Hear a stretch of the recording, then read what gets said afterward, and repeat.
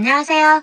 저는 원래 글 쓰는 걸 좋아하지 않아 지금까지 누구한테든지 편지 한 장 보낸 적 없는 조금은 내성적이면서도 말수가 적은 32세 남자입니다.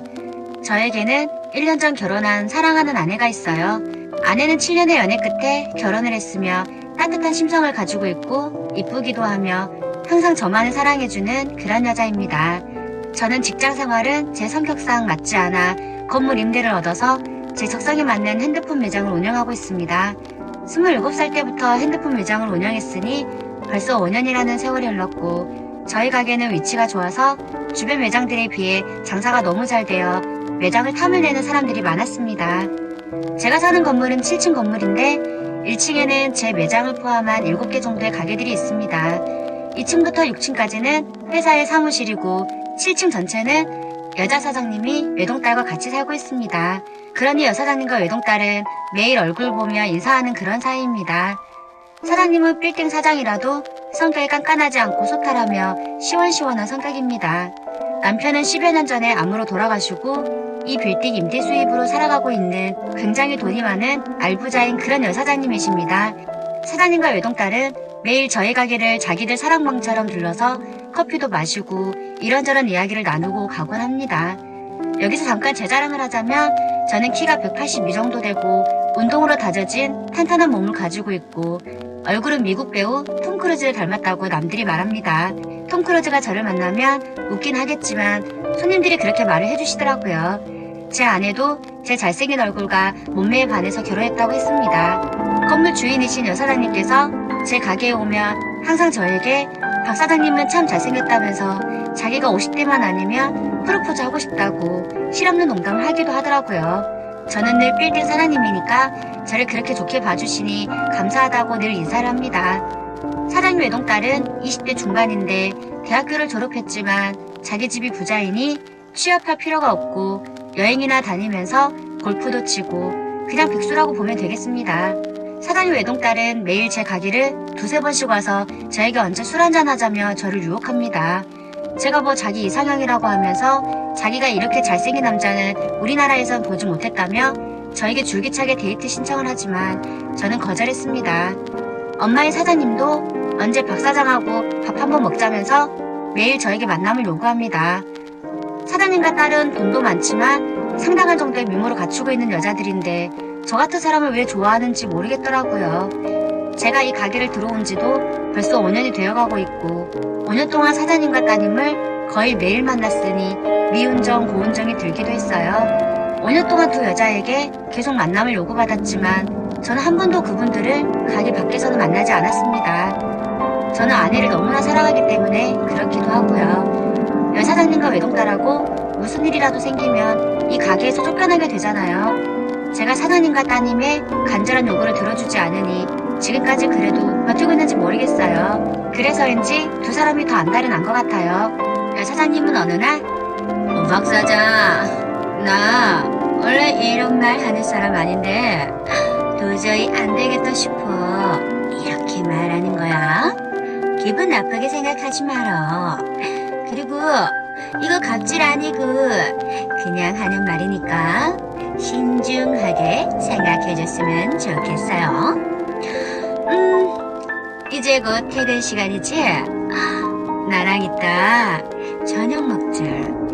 또 안 먹겠다고 거절하면 다음 임대차 계약 때 계약 안 할 거야.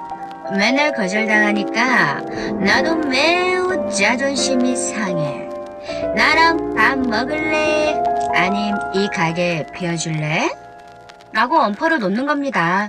저는 여기서 쫓겨나면 안 되기 때문에 5년간 줄기차게 밥 한번 먹자는데 그 소원 한번 못 들어주겠냐고 생각하며 그냥 사장님의 식사에 응했습니다. 아내에게는 정말 미안하지만 이것도 비즈니스라 생각하고 사장님을 모시고 시 외곽 쪽으로 차를 몰고 사장님께서 예약해놓은 식당으로 갔습니다. 식사를 맛있게 먹고 있는데 사장님은 박 사장은 정말 대단한 남자야. 아주 칭찬해.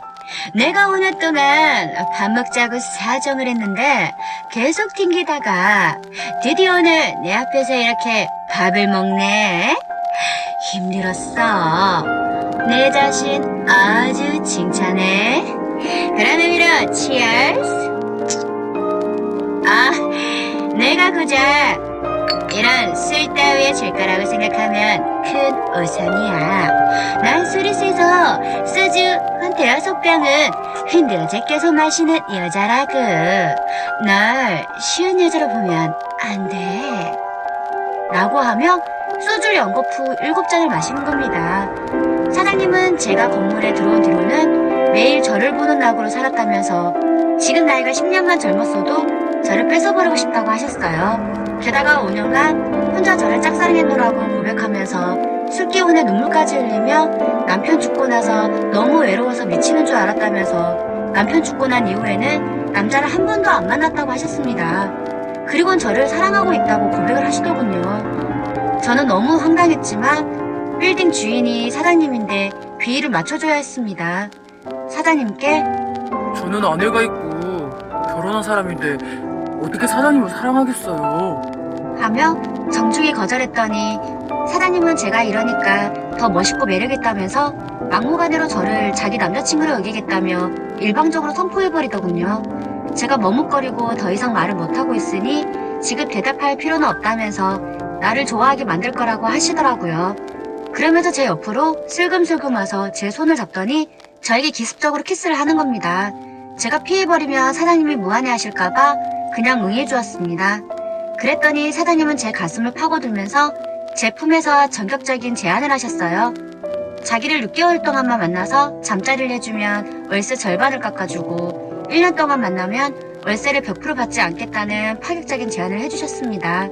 사실 제 가게는 시내 중심가 목 좋은 자리라 월세가 800만 원이 넘어서 돈 버는 것이 대부분 월세로 나가서 사장님의 제안은 저에게 엄청난 제안이었습니다.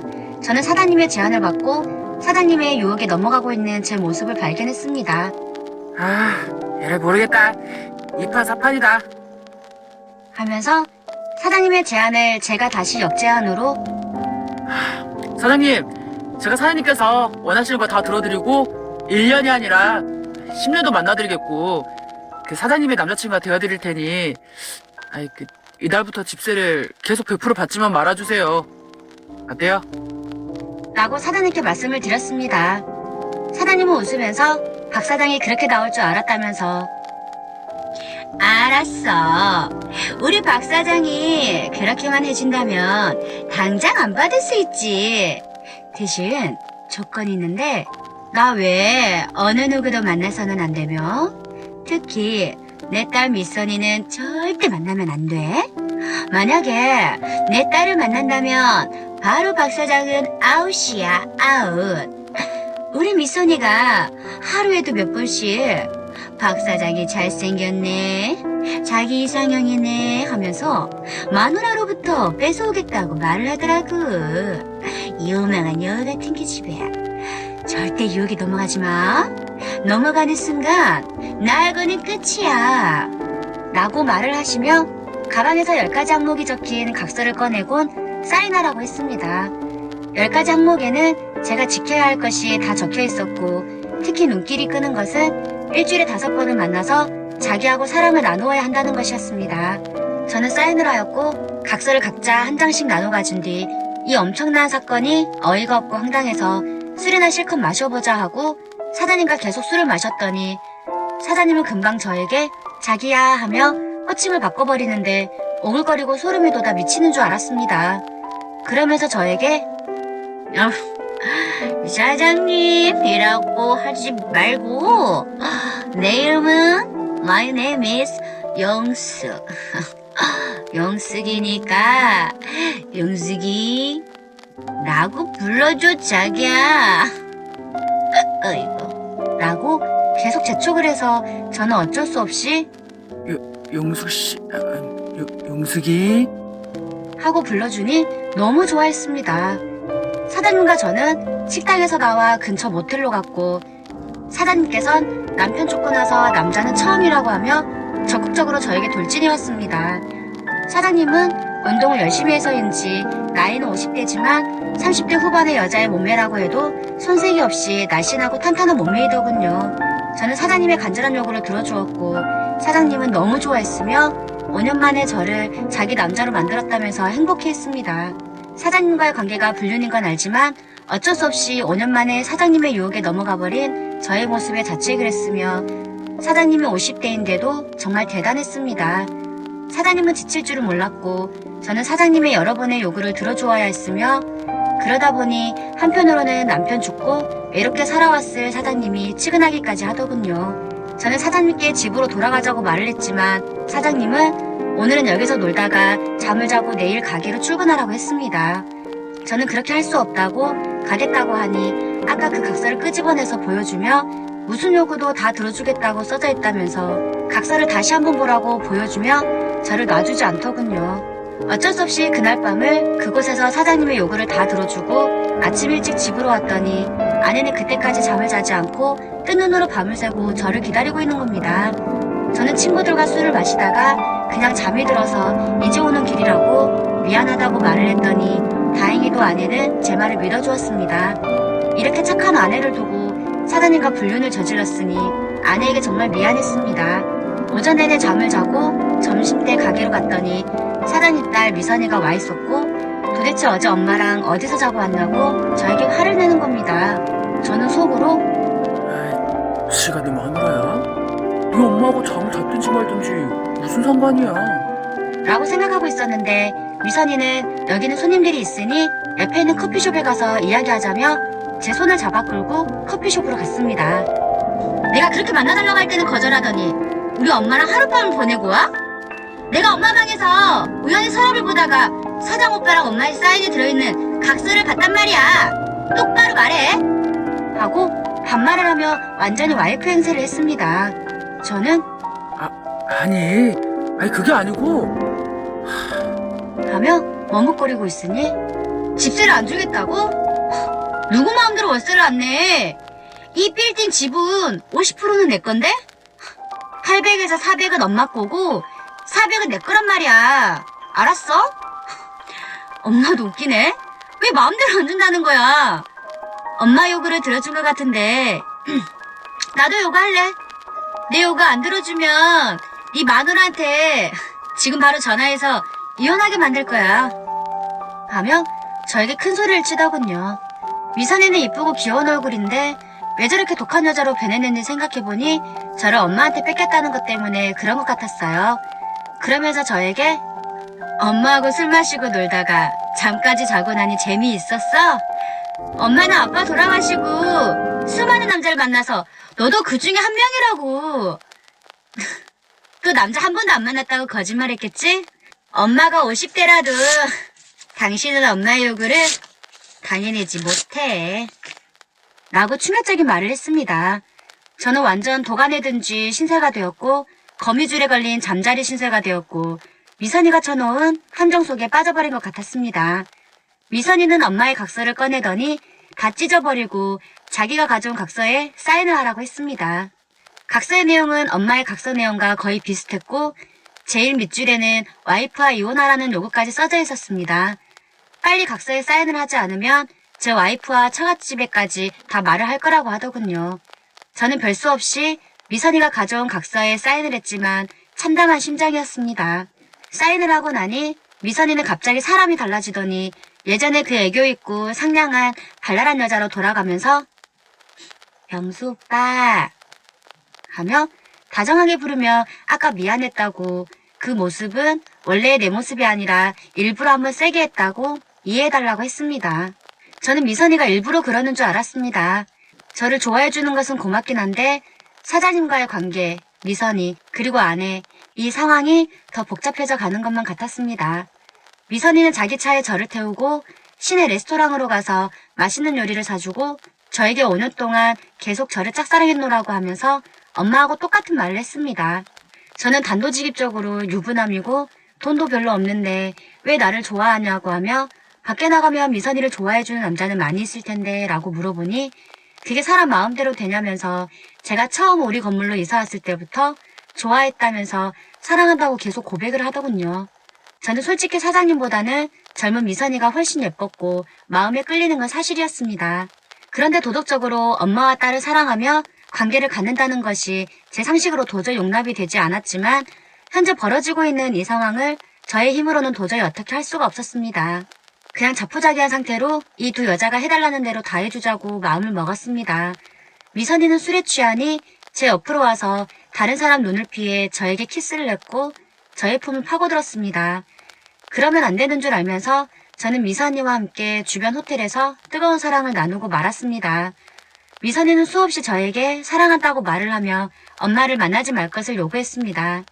그날 밤에도 저는 집에 들어가지 못했고 미선이와 같이 밤을 보내고 말았습니다. 아침에 전화를 보니 아내가 수십 통의 전화를 했더군요. 저는 집으로 조용히 들어갔지만 아내는 보이질 않았습니다. 조금은 변명할 시간이 있을 거라 생각하고 너무 피곤해서 한숨 자고 일어나서 아내에게 전화해야겠다는 생각을 했습니다. 그렇게 2시간 정도 자고 일어나 보니 바닥에 옷가지가 널브러져 있었습니다. 아차 싶어 어제 입은 옷 주머니 속에 각서를 찾아보니 각서는 감쪽같이 사라지고 없더군요. 아내는 그 각서를 들고 친정으로 갔다고 쪽지를 남겨놨습니다. 그리고 이혼하자는 말과 함께 당신은 이제 끝이라고 써 있었습니다. 그 이후로는 아내를 만날 수가 없었습니다. 얼마나 충격이 컸으면 그랬을까. 정말 아내에게 미안했습니다. 아내와의 관계는 돌이킬 수 없는 그러한 관계가 되어버린 것 같아 지금까지 했던 저의 모든 행동들이 정말 후회가 되었습니다. 저는 미선이의 눈을 피해서 사장님의 집요한 요구를 들어주어야 했고 미선이하고는 묘한 매력 때문에 완전한 연인관계로 발전해 나갔습니다. 미선이도 저를 사랑했고 저 역시 이상한 관계로 만났지만 미선이를 사랑하게 되었고 재력도 탐이 나기 시작했습니다. 저는 사장님하고는 천천히 거리를 두기 시작했고 미선이와의 관계는 더 깊어져서 서로 없어서는 안 될 존재가 되어버리고 말았습니다. 그러던 중 아내에게 전화가 와서 아내를 만났고 아내의 요구로 이혼 서류에 도장을 찍어주었으며 살던 아파트는 아내에게 주었습니다. 가지고 있던 재산도 모두 아내에게 주었습니다. 마지막으로 아내에게 그렇게라도 사죄하고 싶었습니다. 아내에게는 미안하다고 하면서 사과를 했어요. 그렇게 이혼을 하고 몇 개월이 지난 어느 날 해외로 여행을 가신 사장님이 교통사고로 위독하다는 연락을 받고 미선이와 같이 베트남으로 가보니 사장님은 우리가 도착하기 1시간 전 세상을 떠나버리시고 말았습니다. 미선이는 외동딸이라서 엄마와 서로 의지하며 살았는데 엄마가 돌아가셨으니 엄마를 껴안고 대성통곡을 하더군요. 저와 미선이는 사장님을 화장을 한 뒤 유골함을 들고 국내로 들어와 평소 소원대로 바닷가 한가운데에 뿌려주었습니다. 미선이는 이제 내 곁에는 오빠밖에 없다면서 자기를 끝까지 지켜주라고 했습니다. 저도 나 역시 너밖에 없고 이제 너와 함께 행복한 가정을 꾸미고 싶다고 했습니다. 1년 후 미선이와 저는 정식으로 결혼식을 올렸고 사장님과 미선이가 살았던 빌딩 7층에서 행복하게 살아가고 있습니다. 저에게 욕하셔도 달게 받겠습니다. 그러나 세상에는 저와 같은 일을 겪는 사람들도 있을 거라 생각합니다. 제 사연을 읽어주셔서